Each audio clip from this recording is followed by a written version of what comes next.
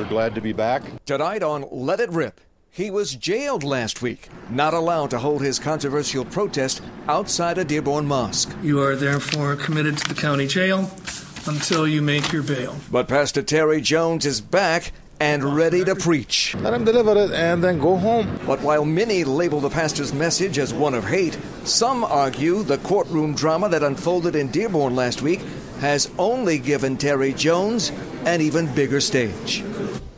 Time to let it rip. He's back, the gun-toting, book-burning pastor from Florida, briefly put in jail last week. Terry Jones here now to protest what he calls radical Islam and also a violation of his right to free speech. Next to him, his left and right-hand man, his former cellmate, Assistant Pastor Wayne Sapp. Reports say it was actually Sapp who burned the Quran last month. So what will they do tomorrow?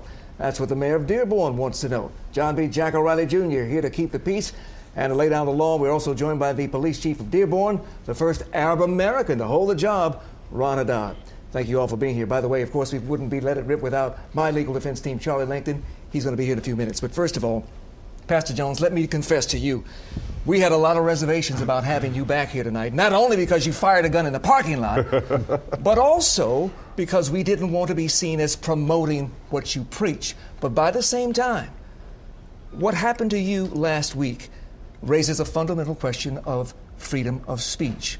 So my first question to you is, what do you plan to do tomorrow? Well, tomorrow we are going to hold our protest there in front of City Hall at 5 p.m. We will be discussing many issues. We will be discussing jihad, Sharia. In fact, we are going to be calling for the ban of Sharia here in America. As far as I know right now, Sharia has been banned in Tennessee and Louisiana. So we will be doing that. And we will be simply exercising our right to freedom of speech. But you're not going to burn the Quran? Absolutely not, no. And you are not going to protest against the Prophet Muhammad? No, we are not here to protest, as we said before, not against the mosque, not against Muslims, not against the Quran, and certainly not their right to be here. They are also protected under the Constitution of the United States, under the First Amendment. We are, of course, just very concerned about that radical element of Islam, and that is actually why we are here. Well, wherever we see Pastor Terry Jones, we see Pastor Wayne Sapp, your shadow. First of all, who is running things here? Do you do what he tells you to do, or do you tell him what to say? Well, our organization is set up. Dr. Jones is the president of Stand Up America Now, and I'm the assistant director. Now, under his direction, correct me if I'm wrong, it is you who actually burned the Quran in March. Is that correct? Correct. Under his direction? The verdict was given down by a jury of 12 people at our event, International Judge the Quran Day, where the Quran was found guilty of many atrocities, promoting terrorism, murder, human rights violations, and the verdict was guilty on all counts, and the punishment for that was to be burned. So I carried out the burning. At the time you did it, you had, 30 to 50 members. We understand that now every member of your church has now deserted you. Most of those attending the church services, they are no longer attending. So does that tell you something then possibly about the message you were trying to send?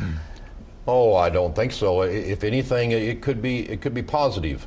If we remember history, we now have Christianity in the world. Christianity is the largest religion in the world. Jesus Christ started off with only a few people. One of them betrayed him at the crucifixion, at the resurrection. There was only a few people there. In our recent history, Martin Luther King Jr., when he first started in Montgomery, Alabama, absolutely every white church was against him, and every single black church was against him except for 3. So I think all movements, whether it be the Revolutionary War, Civil Rights Movement, any other movement, truth is never welcomed. Until that truth becomes popular. The difference is Martin Luther King was preaching tolerance and love. You were preaching intolerance. But Mr. Mayor, their message was never the issue for you. No, never was. We've had groups, in fact, protest right in front of the Islamic Center of America under a permit from the city of Dearborn. So, the idea is that it's not like we would not let somebody do it. We did. Westboro Church did it twice in October and November of last year. They got a permit because of the difference in terms of intensity, the time of day, and other impacts on the other property owners there. So they carried out their message. They protested there. We've had protests, on the City Hall steps like crazy. I mean, we can do it anywhere. And the whole point is our ordinance is actually much more pro free speech than I compared them to Washington, D.C., which were more progressive and more free speech. And then I looked at Gainesville, Florida, to see how they did, and we're much more open to free speech than that. And then Ann Arbor, because I was looking at where Thomas More Center is, and they're one of the more restrictive of any that I looked at. So, Dearborn's taking a rap for being anti-free speech, and yet we, by law in our city, are more pro-free speech. We give more access to free speech than most any other community. But every community has rules. That's the other thing that's misleading here. Every community has rules about how people can exercise their free speech. Well, Chief Haddad, Pastor Jones and Pastor Sapp were supposed to meet with you 5 p.m. today. They didn't show up. If they had, what would you have told them? Well, I wanted to update them about some threat investigations we've conducted of late. I wanted to see if they had any special needs while they were here. And like I told them the last time, the last thing I want to do on God's green earth is lock up Pastor Jones. And I was very serious about that the last time when I said it. And that would have been, again, my advice to him this time. So what is going to happen tomorrow? How many people do you expect to be at your protest tomorrow? Yeah, that's really hard. It's really hard to say. There'll be, I guess, around 3 of us speaking. But we have you, actually... Pastor Sapp, and who else? Ahmed Abaza. Who he owns the True TV in Santa Ana, California. He is an ex-Muslim who converted to Christianity around 1985. Actually, the Abaza family is a well-known, very prominent family in Egypt.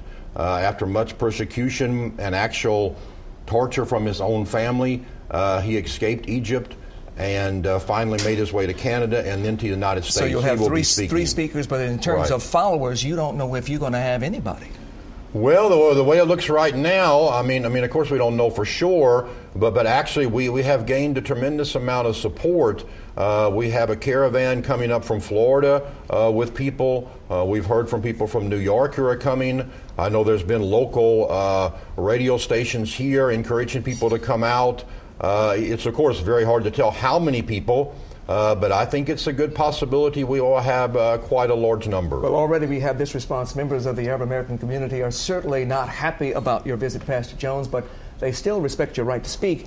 Here's what one Arab American leader had to say tonight. I don't care what he has to say. All our community disagree with his message, but he has the right to deliver it, So let him deliver it. Let him deliver it and then go home. And Michigan Governor Rick Snyder also weighing in. Here's what he told Fox 2 about the visit of Pastor Jones.